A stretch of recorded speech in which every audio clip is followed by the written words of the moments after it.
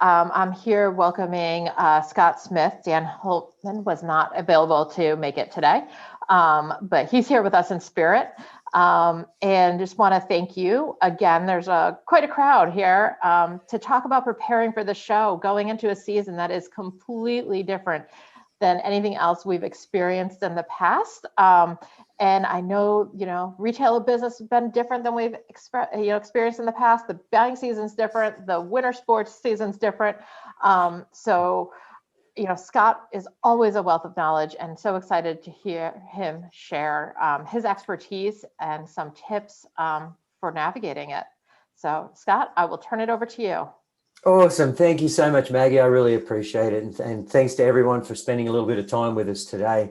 As Maggie suggested, Dan's not going to be with us today, but he is with us in spirit, and we represent the Wealthy Retail Group. We'll make some reference to areas that you can contact us directly. We really encourage that along the way as well. And as I said, we're not going to have as much of a Q&A as much as we want to be available to you if you've got questions personally that we can answer for you directly too. Today's session, our SIA session today, we call Without a Plan, It's Just a Wish. So in sessions that you may or may not have been with us in the past, we've focused on good retail practices. Both Dan and I have been doing this thing for many, many years, myself in the ski and outdoor industry for over 30 something years now as well.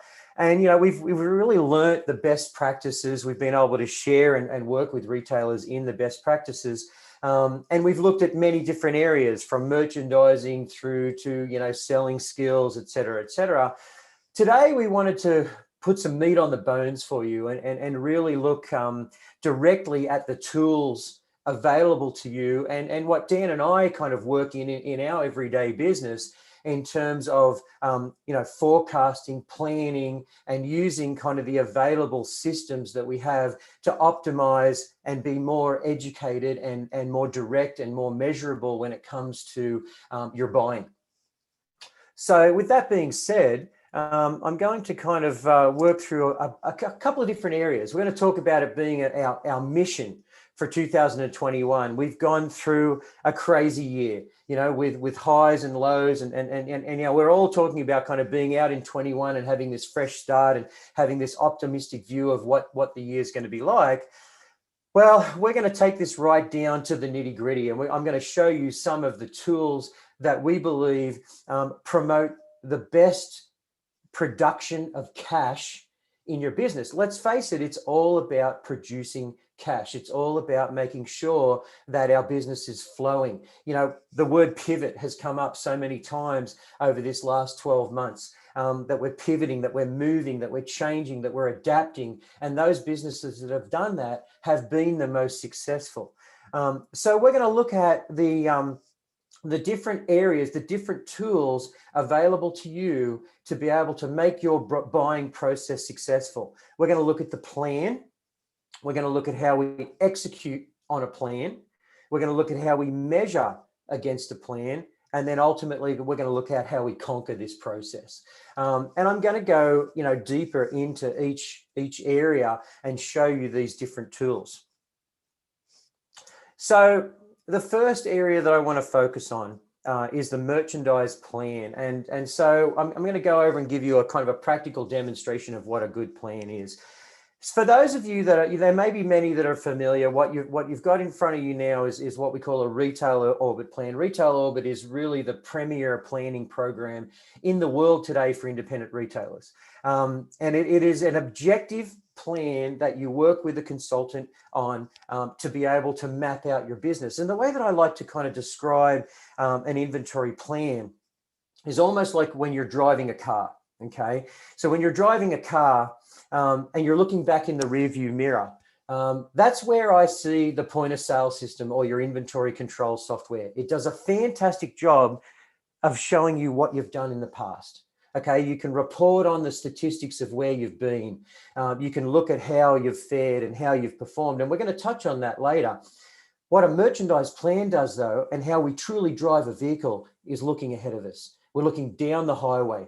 We're seeing where we're going to go, and we're making decisions as a driver based on where we want to go, not where we've been. Okay, so this is the importance of a merchandise plan, and this is why we talk about this session as being, without a plan, it's just a wish. It's all about where we're going. Hey, this past 12 months has been an incredible example of that. If we haven't had a plan, if we haven't mapped, if we haven't pivoted, if we haven't moved, if we haven't, invested in where we need to go, then we're going to get caught in the pack at the back of the lineup.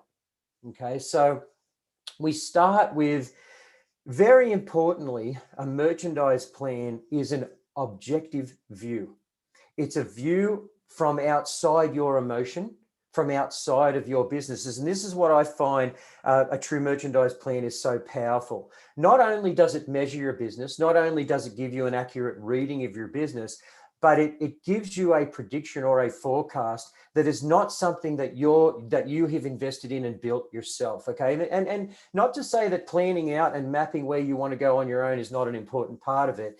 But we are so caught up, especially as you go into buying season now, we can get so caught up in the emotion of the relationships we have with our vendors, the season and the past, what happened to us, the experiences that we get, the calls that we're getting, the comments that we're getting from our sales teams. It's very influential. And the human brain, as we know, works with what's in front of it. It works with what we see in front of us, and we tend to make our decisions and responses based on that kind of instant gratification, that moment that the sales staff member come up to me and said, we are dying in black shirts. We need to get after a bunch of black shirts. What goes into our mind when we buy is we've got to get after black shirts. Quite often we had come into the season, we go, oh man, I don't remember ordering those 15 different styles of black shirts. Maybe I didn't need that many. So it gives you that objective view. It also gives you the ability to look at it. And as we're going to go into an example right now, it gives you the ability to look at your business by classification. Many of you that have been in sessions within the past have heard us preach the importance of classing your merchandise correctly. The classes are the building blocks of a successful business. They are the entities of their own that we need to treat like their own independent small businesses. They need to be successful on their own. And when you can see that, you can make decisions. So I'm going to go through this kind of 3 parts of how we analyze a class of merchandise. Okay, so let's go into an example to start off with, first of all. And I'm going to take us through some different areas. Here is an example of a merchandise plan. Okay, I'm going to kind of I'm going to scribble around on this thing and show you what I'm talking about a little bit here. So this merchandise plan happens to be a real example of a single snow and skate store that we work with. And this happens to be the men's snowboard socks category, or the men's technical sock category. Okay, and you'll see, first of all, on a merchandise plan, that there's color coding. Okay, there's a color code on the merchandise plan. What you'll see on the merchandise plan, first of all, is purple versus black on the merchandise plan itself. Okay, the purple numbers represent forecasts. They represent a forecast moving forward in the system. So you can see in that top section, the forecast summary is giving you some very key elements to understand about your business. First of all, first cab right off the rank is the sales forecast. Okay, what the system is doing is it's predicting 12 months worth of sales in advance. Remember that roadmap, I'm looking forward.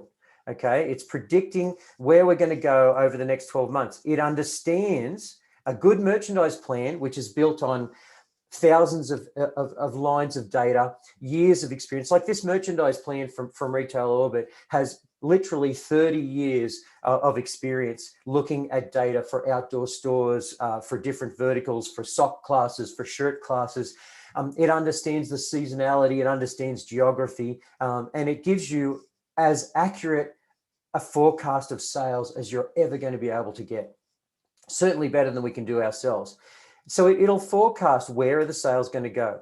It also takes into consideration markdowns. There is no such thing as a perfect buy. We have to have room to mark product down to be able to create the turns and build that beautiful symmetry in retail of turning merchandise and gaining margin. One without the other doesn't necessarily work. Okay, so having markdowns predicted, being deliberate about when we take markdowns to optimize our cash is something that a plan will always put in front of us. Then it'll come down and it'll predict the level of inventory that you need to have. Now, this is a glorious part of merchandise planning. You can see I get excited about this stuff because the reason I get excited is because it creates cash in businesses and it feeds families and it looks after employees and it makes us happier because we're doing good business. Okay, so when I start to show a merchandise plan and I start to show what you need to hold in men's snowboard or men's outerwear socks on a month-by-month basis, we start to get a new perspective in what we have versus what we need to have in the store in a realistic, objective way. Okay, so it gives you a forecast. That forecast for inventory is actually translated. I'm going to talk about that a little bit later. I understand when we show these plans for the first time, they can sometimes look like ants on a page. And this is why, guidance and coaching through a merchandise plan is so important to be able to work on it together. And we take off small bites. We bite one piece at a time. The forecast is one part of this. What the forecast does is translates down. It works down through what are we going to sell? How much do we need to have in the store? What have we committed to in terms of orders? Now, you notice here that we start to get into the black, okay? So this is taking your purchase orders from your point of sale system and saying, what have you committed to right now? We know what you need. What have you made a commitment to? Is that the right amount? And it results in what we call an open to buy at retail and cost. So based on what you're going to sell, based on how much you need to have to sell that product, depending on where you are seasonally, how much have you committed to in purchase orders to your vendors? What's left over? That's what we call an open to buy at retail and cost. So all of a sudden, you have a roadmap. You go to now sit down for your buys and you say, okay, my roadmap, my budget at this point in, for the first quarter of the new year in socks, might be $6,000 to get me through that season, that on-heel period with this particular product for this particular store. So forecasting is so important to the process, and it's one very significant element of a merchandise plan, a tool that will help you buy to the demand. The demand curve, as we know, will go up and will peter out for a season, right? And as it does that, you need to be matching your inventory. You need to be, ahead of the game, front loaded as we, in our seasonal business. And then you need to be able to see a path of how you're going to escape that inventory. So even now, let's talk about kind of our COVID situation. Where we've got, a flux of activity and our seasonality is different. Well, a plan is dynamic. It's responding to these elements as well, and it's making changes and it's remapping. Every month or the cadence of a plan remaps where you're going based on outside environment, based on what we call a high touch and a high tech environment. Uses its algorithms to build out where you need to go. And then it takes in consideration from the outside environment to adjust that as well. And you can all of a sudden then see, where will I be? Given this current circumstances, this is the inventory I'm going to have in May. Is that a good thing or a bad thing? And the other part of a merchandise plan that's incredibly important, as we've talked about as well, is sometimes for the first time, you're able to see what an ideal inventory would be versus what my inventory would be. So in this particular case right now, in this class, and I won't drive deep into the details depending on your screen size, but we've got an example of these, these technical socks where we're holding $23,000 worth of socks at retail right now, $23,900. The forecast is $24,800. And that forecast is based on, in this particular store, where we do sell significantly. The season is just ramping up. In a city store, it may be different, but we're front loading at a what we call a stock to sales ratio of 5 to 1. For every $1 we're selling in the early part of January, we're going to need $5 because we're anticipating in early February and March, we're going to need a significant amount of stock in this class. So we're getting ourselves prepared. Do we have the right amount of inventory? Well, in this particular case, we can put a big check on that and say, yeah, you know what, we're right in the zone.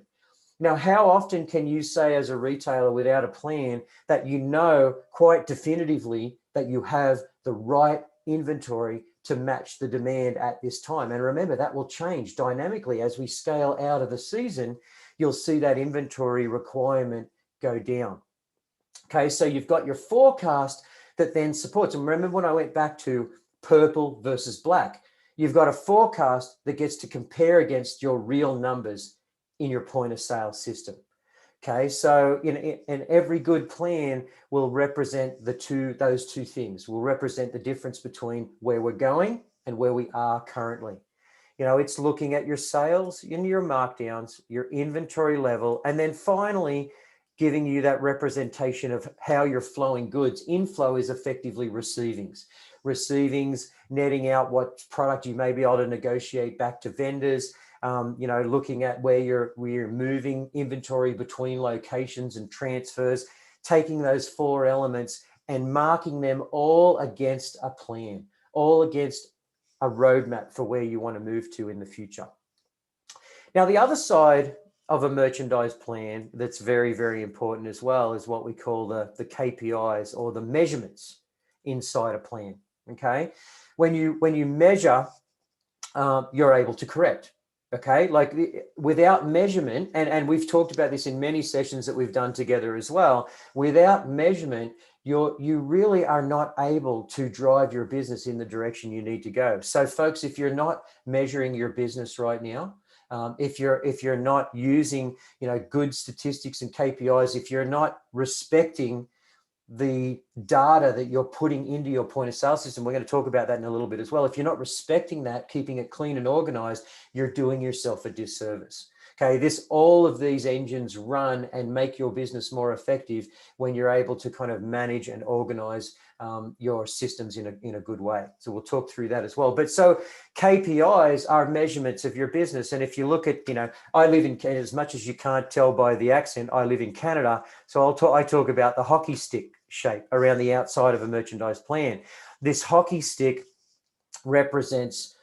goes back and represents to some extent where we performed against plan and how we've performed against last year, and gives you those measurable sides. You can immediately look at what we're forecasting for the next year in volume. You can see how important this sock class is to the business in relation to the other classes. You can stack it up in your business. You can, on the sales side of things, you can look at your sales versus last year versus forecast. You can understand how your business is doing year to date in this piece of business, in this little store inside a store, this men's technical sock store. Okay, you're looking at your markdown performance. You know, how much are you driving through and what are you maintaining in terms of your margins? This area here, I believe, is one of the most important parts of a merchandise plan, and then one of the most important things that you should be thinking about with your goods, and it's called Freshness Factor. Okay, the reality of our business is whether we're seasonal, whether we think we can carry product for a longer period of time or not, the freshest product sells the best. People seeing product every time they come into your store, new or revamped, or something that they have in a color, a style, a size they haven't seen before, is the driving force of them wanting to come into your store again. Well, on a merchandise plan, we always take that into consideration. Freshness factor is simply the amount of inventory that you're bringing in as a percentage of the inventory that you own. So the amount of inventory that you're flowing in as a percentage of the inventory that you own over a period of time. Okay, freshness factor 30, 60, and 90, which, you know, is a little more than coincidental, that lines up fairly closely to your payment terms, is about how much you've replenished in 30 days, how much you've replenished in 60 days, and then 90 days. Okay, wouldn't it be a dream? Isn't it the reality of good business practice to buy from a vendor, sell to your customer, and then pay your vendor in that particular order? Well, that's what freshness is about. It's understanding that, you know, if I'm getting if I've got 30-day terms with a particular vendor and I'm seeing 100% in terms of my freshness factor or my replenishment rate over 30 days, you know, and in some of the accessory classes, we may be able to do that, then I know that I'm going to have my business is going to be cashing in and out of goods in a pretty effective way. Hey, we're seasonal, right? Like in our industry. So that might not be the case. And we might have benchmarks over 60 and 90 where we want to be. You know, we might see a freshness factor of 70, 80% over 90 days. And that might be a really effective number for us because we know we're going to be able to have that stretch out through. But see how it's measuring? It's looking at the health of our inventory on any given day. These reports are updated on a daily basis. Okay, so you can see that freshness factor on a daily basis. Now, take this into consideration. How many of you out there have potentially wondered, gee, the bank account's pretty stretched right now. It's January, you know, like maybe I didn't come through Christmas as strong as I want, and everybody's knocking on my door in terms of paying bills right now. You know, so what do I do? Do I have to go on sale? What percentage do I put out there? Like, do I just have across the board sale on everything because I've got to scratch this money to make payroll? This is where a plan comes into act. You know, this is when you can see, hey, I've got in this particular class for men's socks right now, I'm sitting on exactly the right amount of inventory. You know, I can even see compared to last year that I've got less inventory in place. I'm in a good, healthy position. I should run out in a pretty healthy way by the season end because I know that against plan. This is not a class that I need to necessarily flinch, gut respond to, and put on sale because my customers are not demanding that I do that right now. I need to potentially, if I'm in that position, let's go and find a group of classifications that need that markdown. And I can do it very easily. My freshness factor will give me a consideration of the age of my product. My inventory position against plan will tell me how much over or under I am. I can simply take that number and then work back to the racks in the stores and say, hey, well, I'm over 10,000 right now. What I need to do is move out of that $10,000 worth of inventory to get me into a reasonable position, get me into a position where I'm going to slide out of goods at the right time. And so now, instead of going in and saying, oh, I've got to have a mad sale because I need to, make payroll this month, I can actually take, these 3 classes or these 4 classes. I can mark them down. I can go back, which we're going to talk about in a minute here. And I can look at my point of sale system and I can see specifically the items that I need to drive out of according to the way that the customers have indicated where I want to be. See, the beauty of a merchandise plan and of working a merchandise plan is it's what we call bottom up. It's driven by dollars coming into the till. It's driven by the demand that we've seen and the demand that we're predicting that the customers have asked you for. So you're able to respond really accurately to the demand of your store. Quite often, it will show you things about your business that you may not want to know. Quite often it'll say that, you know what, hey, even though you're you love hard goods, even though that you're an absolutely awesome premier store in the ski categories, in some of your locations, maybe what's driving that is your hoodie class. Maybe what's driving that is your socks. Maybe what's driving that is your sweatpants or your ball caps or your branded goods. So we lean and are able to pivot and move the business according to the classification. That really means a lot to the customer. It doesn't mean that either one is more or less important ultimately to the image of our business. It just means we need to stock accordingly to where our customers want to put our dollars. That's what a merchandise plan can do for you. The other area of importance is, again, on this measurement side, is KPIs. We start to talk about turn, GMROI, and maintain markup. We start to see for the first time in many cases what the goal is, what the plan is versus what we're actually doing in our business. As I spoke about earlier, GMROI turns. Okay, GMROI, gross margin return on investment. We've talked about this a lot in our math sessions that we've done in the past with SIA. Is the measurable blend of both margin and turn. Okay, this is the sweet holy grail of successful retail. I'm turning it on a regular basis and I make it a good margin as well. I'm going to get a high score. I'm going to get a score that's, in our business, and very, very roughly, but benchmarks work out to be when you're in and around a 2 or above a 2, you're starting to cash out correctly in your business with GMROI. If you're in the 3s and the 4s and the 5s, quite often in accessory, fast moving, fast replaceable categories, you can be making some good cash. Most importantly for us in the outdoor industry and with our hard goods and equipment, we may not see a GMROI that we could see in socks or in accessories, in hard goods, but we are able to see and track our improvement. Every digit that we improve our turns, that we improve our gross margin return on investment, that we get better margin along with turn, is cash in the bank. So being able to measure that and see where the plans would like us to be, where we are and how that's moving forward is a great indicator of success, is a great indicator of where the business needs to go. And so we're able to get these great KPIs out of the plan. We're also able to start to understand and look at sell-through in the business. We use metrics like how we're selling versus how we're receiving last 3 months, 6 months, and 12 months.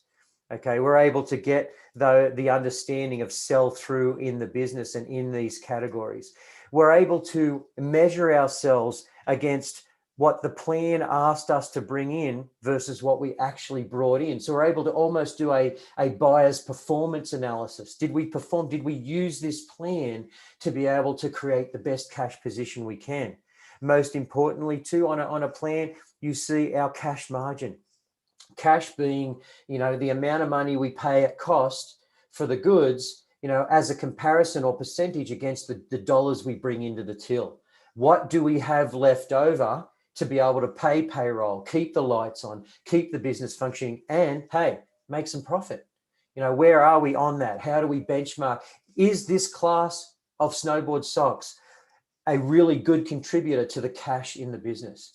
All of this information, and I know I'm throwing a lot at you folks. There is a lot on a merchandise plan. We slice this off in pieces, and we gauge and run and drive the business based on that forecast from pieces inside this plan and look at it in many different ways. And finally, too, on the plan, we're able to look at initial markup, IMU, versus maintain markup. Where did we start and where did we finish? What did we price goods at versus what did we sell them at after markdowns? So some really, really good information. But as we kind of leave this section, I hope I've given you a little bit of an education on what a good merchandise plan can do for your business. It gives you that forward-facing view. It allows you to look in the mirror in front of yourself. That's the merchandise plan, and that's the section of this program that is the planning part. Okay, so the plan. What I'm going to take you to next. So remember, this is really, I'm showing you 3 elements of good retailing, 3 tools within good retailing and within the process. The next section I'm going to talk about is executing the plan. Okay, executing the plan is about, now I've got a budget, is about understanding where and how to spend that money.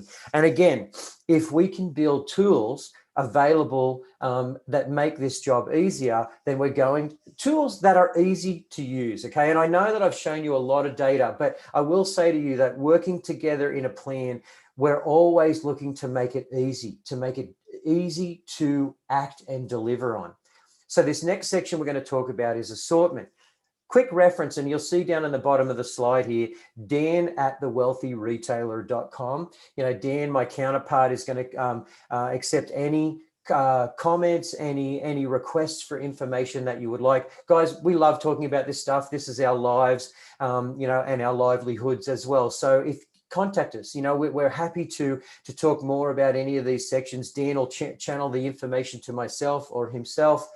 And I say that now specifically on this page because we want to make this tool available to you at no cost. This is a very simple spreadsheet that, you know, Dan and myself have used and applied with clients.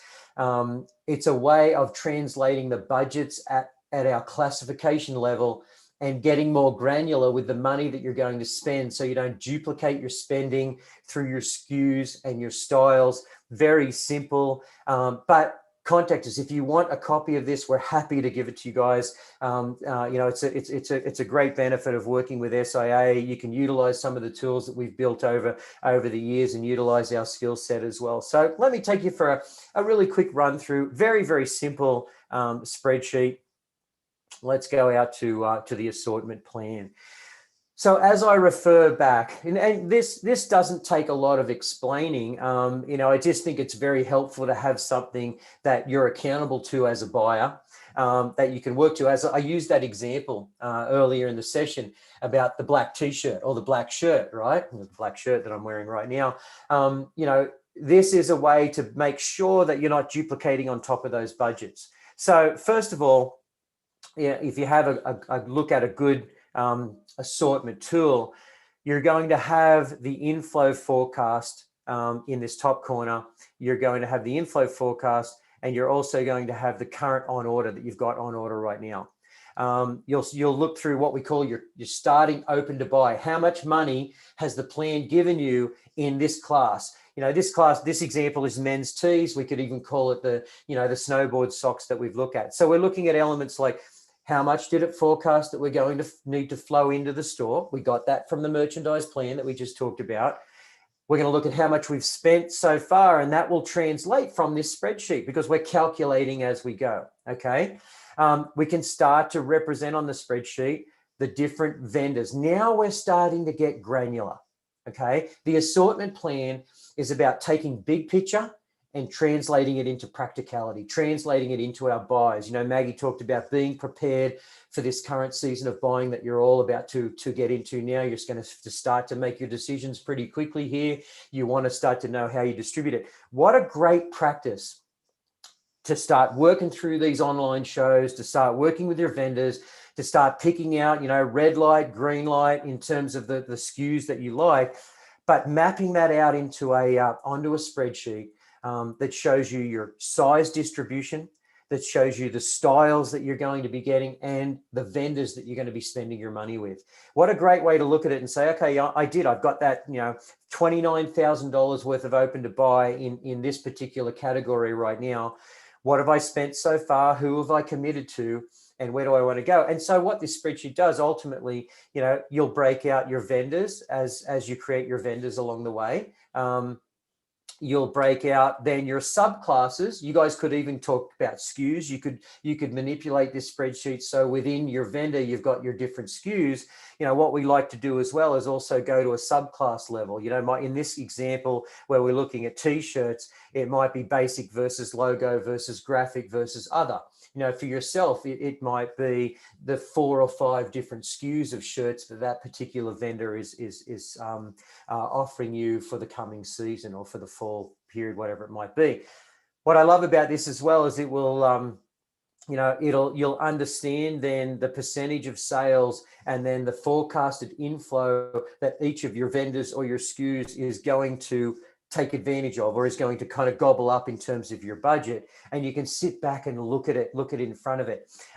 You can break it down by your styles. You can look at the remaining dollars you have left. So if you're going to distribute, so let's take this example where we've got a distribution across Quicksilver, Hurley, Rip Curl, Billabong, Nike, LATs, and then we've got a test category.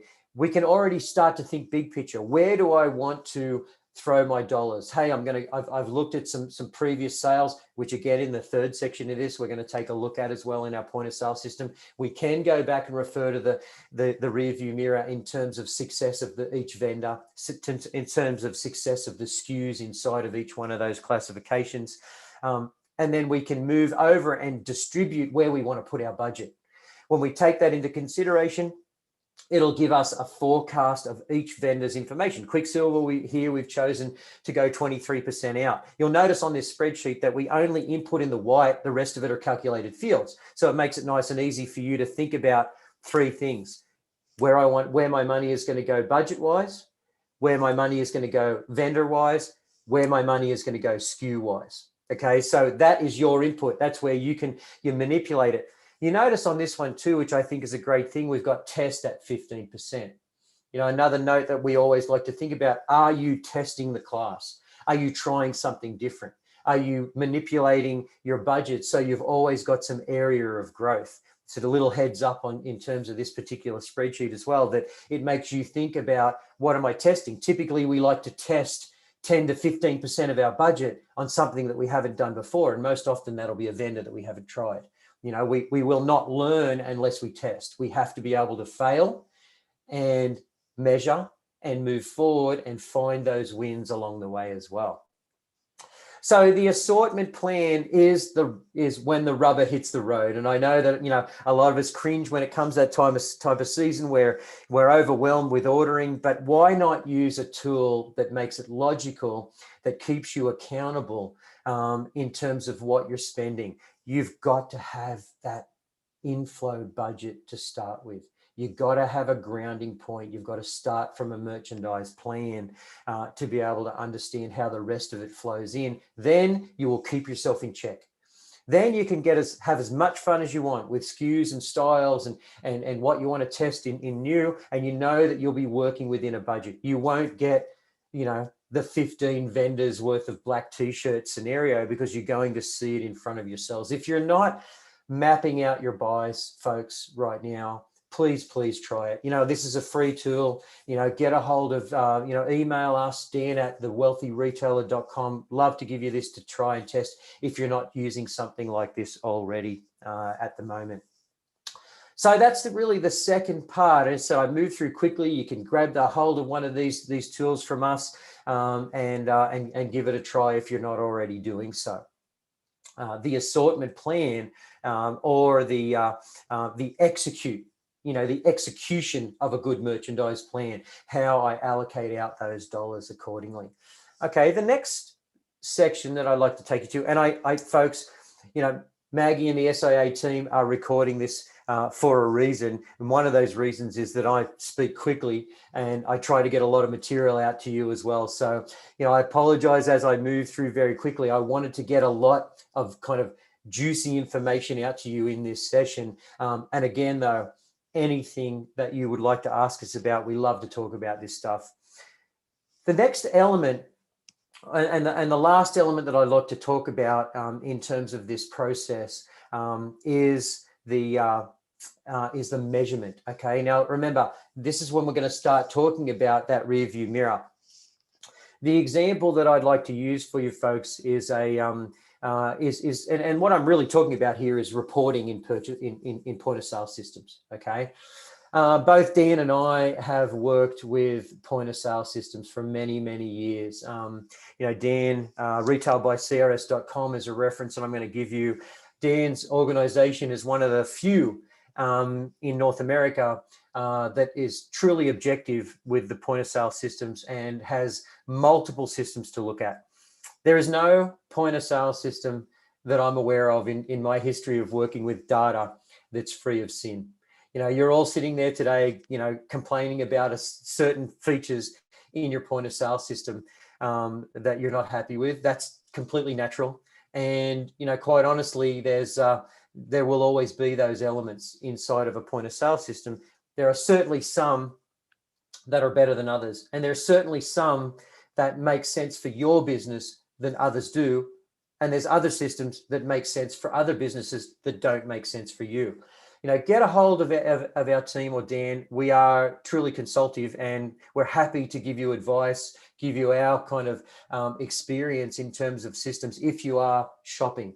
But what I'd like to show you today is the element that I think is the most important part about a point of sale system. Okay, first of all, what you want to look for in a point of sale system, and as I kind of get into this measurement side of things, you want to look for a system that is easy to use. Okay, I don't care how great a point of sale system, how many features it has, if it scares the heck out of you and you don't use the functions that it has, it's not worth owning. Okay, I think of the Apple phone. I think is the most classic example, right? As we all use, or many of us use Apple phones, or whether it be kind of a smartphone.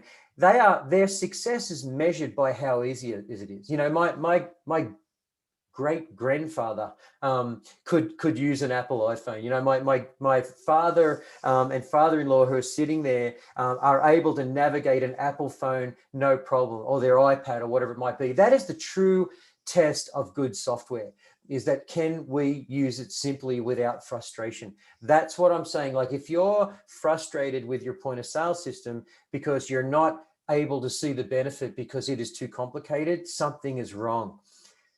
And quite often what people do is they get to the most important part, the reason that you pay all the money that you pay for your point of sale system, and they get to the most important part last, which is reporting.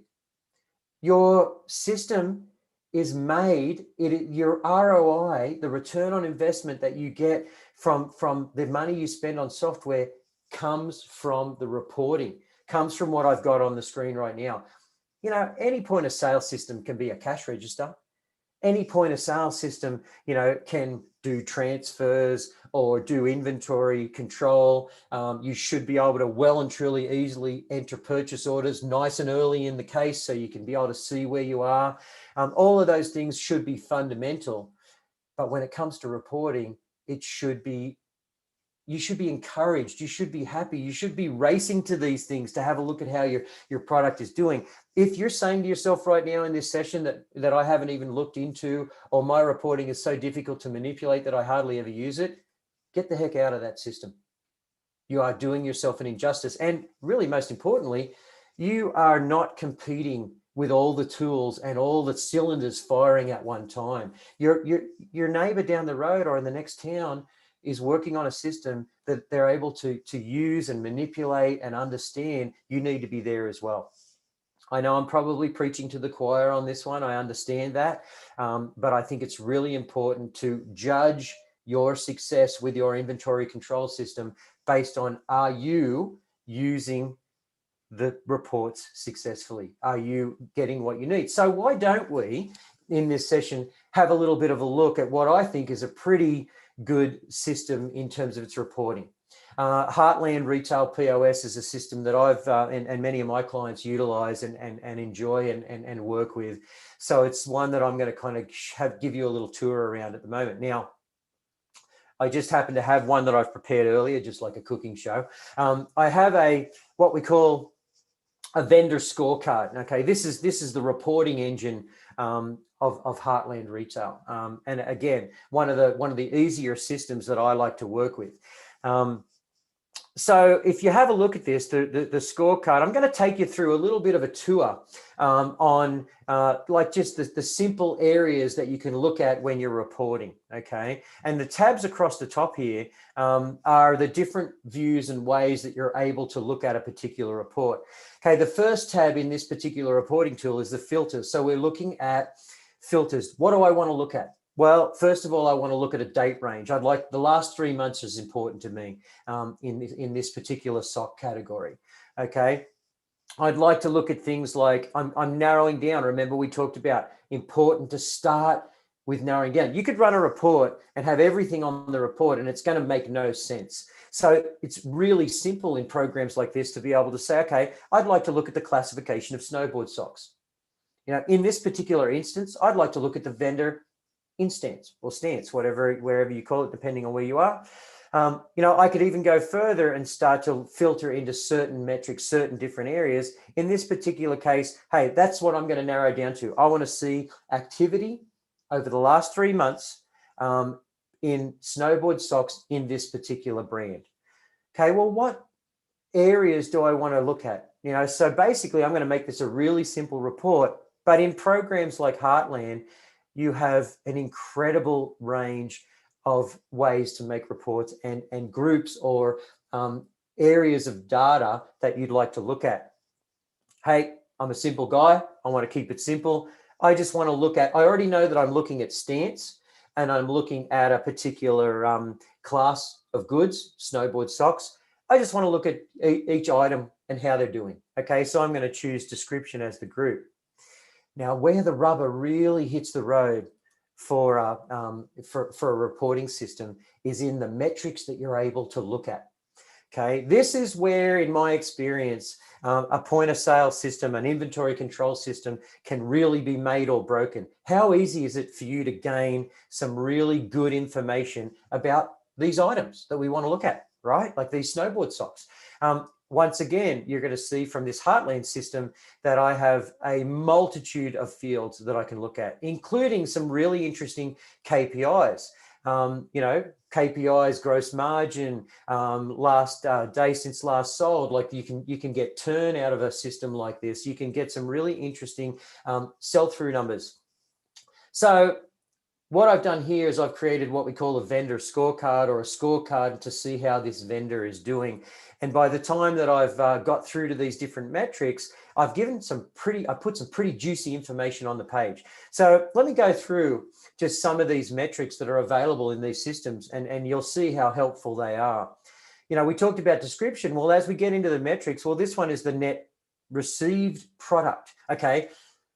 You're never going to get a true understanding of the success of a product unless you are able to see what you brought in versus what you sold.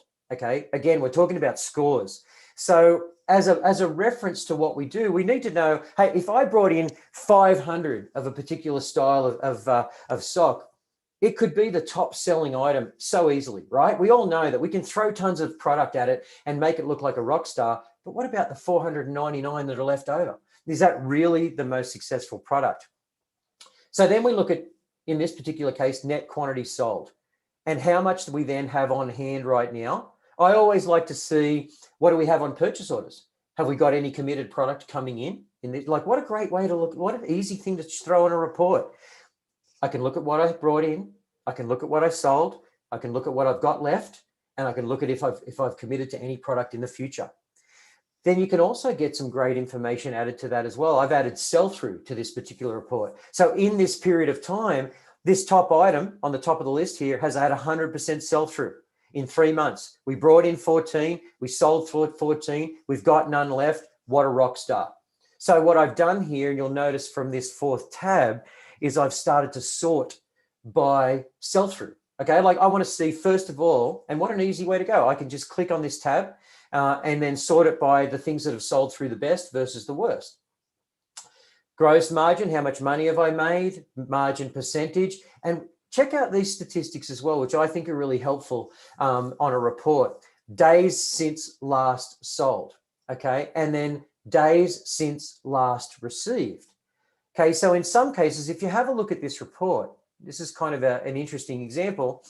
I've got my top item that's sold through 100%. Hey, if I could get more of this one, I'd be all over it, right? I can also get a performance because, as I said, I'm referring this back to my assortment plan. I'm seeing what sold through the best. I'm getting a sense of what I want to order. This is one particular vendor, but you could also add other vendors to this too. If I took away Instance as a particular example, this report would give me every vendor, and I could see how everything ranks inside of that particular report. Okay, but check it out on the bottom. Here I have this Dawn Patrol sock. I don't want to kind of be, give up any secrets here, but this one we received 24, we've sold 1, and we have 23 on hand. It's been 37 days since we sold that particular item, and we started bringing them in 78 days ago. So we've got some really good information available to us on a report like this. Some really, sorting it by sell-through. I could sort it by gross margin, dollars. What am I making the most money out of? But you notice how a good report is a combination of information that tells a story. Okay. If I was just to put, so for those of you out there that are doing a sales report and that you're not considering the inventory that you brought in, you're not considering the inventory that you have left over, but you're just looking at sales, you're doing yourself a disservice. You're not necessarily showing the whole picture. You need the full story. A full vendor analysis or a scorecard anticipates what you brought in, what you sold, what you have left, what you've committed to in the future, and how that performed in terms of the money that it created. So I wanted to put something on the screen for you. If you're not able to get this kind of fluidity, this kind of information from a report, if you don't get excited about this stuff in your own system, then there's a shortfall. There's something missing there. Again, happy to chat with you guys. So just throw us an email. This system there, as I mentioned before, this system has the nice blend of being not too complicated, but also where it counts in the reporting, it's easy to use and easy to get good information. You want to have reports that show you your slow movers. You want to have reports that show you the items that you need to replenish. Hey, remember back to the planning segment where it was all about turn, where it's all about optimum margins. This information needs to be at your fingertips to be able to do that, to be able to have that fluidity of information available to you to make good decisions. Each one of these sections that we've talked about today is about making good decisions. It's about understanding the flow of your business, predicting where the business is going to go, and finally landing on something like this that we've got on the screen right now and being able to critique and understand what your customers have really done and what your customers want you to do in your business. Very, very important part of the process. So that's kind of the measurement side of things, folks. And then, so finally, and I just kind of wrap this up to some extent with, conquering. And it is all about, that 1, 2, 3. We really want to plan, execute, and measure. Plan, execute, and measure. And we will be able to conquer that buying process. Be confident going into the season, understand the decisions we made. Hey, be accountable for those decisions so we can improve. We're going to make mistakes. Absolutely along the way, but why not have a plan? Why not have a roadmap? Both of these organizations are a resource to you guys at SIA. For merchandise planning, thewealthyretailer.com. For POS resources, get a hold of us at retailbycrs.com. As I said, for the free assortment tool, or for any questions that you've got, please jump in and use that Dan at thewealthyretailer.com to get a hold of us. Really appreciate it, folks. Appreciate your time. Thank you, Maggie. Thank you, Scott. Always a pleasure hearing from you. I always learn so much. As Scott mentioned, please reach out to either him, Dan, use these resources that he has on the screen, or any of us at SIA, and we'd be happy to direct you as well. I think that's it for today. Please give our best to Dan. Thank you. And we will see